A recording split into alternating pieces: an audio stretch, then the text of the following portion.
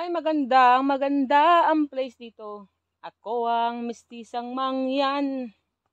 Dumayo sa bintalan upang mag-relax. Ito ang ginagawa ko araw ng Sabado. Ginagawa ng mistisang mangyan ay nagre-relax. Ito ang mistisa. Pasyal ng gala, gala, gala. Gala, gala.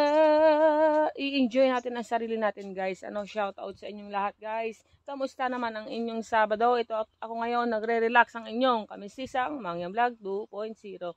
Ito ang